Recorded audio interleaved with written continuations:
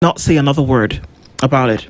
There's a gentleman whose name I will not mention, who during the 2024 protests was taken. He was gone for about 10 days. And when he was released, he was in full glare of the media.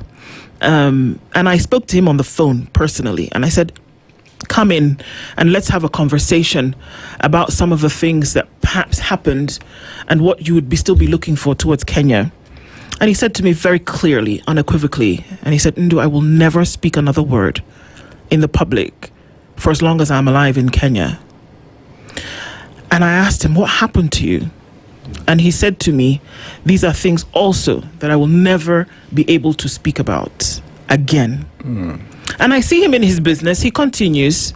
He's still doing he's still in Kenya, still working. But of the happenings in that 10-day period, he will never speak of them. And I tried to understand, and it haunted me what he said. And I said, what could have possibly happened to him to reach the resolve whereby he would choose that he would never speak? Is it the agreement that you speak of, Wafula? Or is it the fear of what could possibly happen to him if he ever engaged again? See, when I was jailed many years ago, I had a very shocking experience in prison. That you go to prison and you come out and you don't believe that there's such a world anywhere. And I came to understand why we do not know about prison life.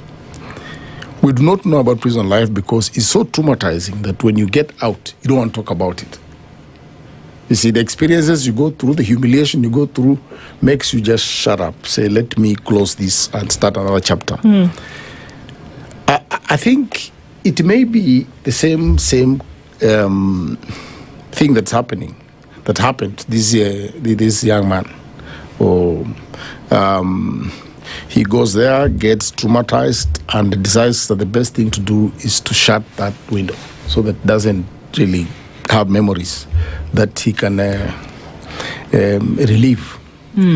So that I think is one of the explanations. When people have gone through a lot of trauma, and it's possible that this particular person was not as convicted, as grounded in what he was doing in terms of understanding as others have been. So you go join the struggle or a demonstration as an adventurer, then you find yourself in a world you never thought about. And if you look at most of the political people who go to prison and come out, those who remain firm are those who go to prison consciously knowing that they are doing this and it's right. But if a fellow just finds himself or herself in a torturous environment and experience like these particular ones we're going through, when you come out, the first thing is, please let me start from where I was and continue the way I did. That's one. Obviously, you cannot go to custody and come out and be told, continue doing what you're doing. You will be subjected to torture and be told, well, if you want torture, we are all yours. Just proceed, we shall come for you. Is that clear? Of course, an innocent Kenyan soul that took part in a demo must say yes. So I think this is the case with a younger comrade who decided to keep quiet. He's not alone. And look at the comrade who is in bed. I'm not sure that he's been released from hospital just yet. Luchima, this is not the first rodeo. He's been arrested before. He has been on the streets 2024. In fact, Dennis tells us this morning that he at some point was arrested and even released by police to carry on his business. 2024. In 2024.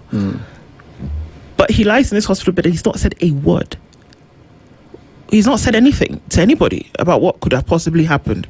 So in this case, it's such a hard question. But in this case, do the forces win when he's silent? Whatever it is that they wanted to achieve has been achieved in the silence of those who've been released. Same thing with the Kitengela 4. After Masengeli refused to go and attend to court orders 6 times, on the 7th he presented himself to court, Masengeli being the deputy IG of police. And on the same day, the Kitengela 4 were released they've never said, they said a little bit about what happened to them. They recoiled. Yeah, they talked about the torture. Bob Njagi talks about the torture that they went through.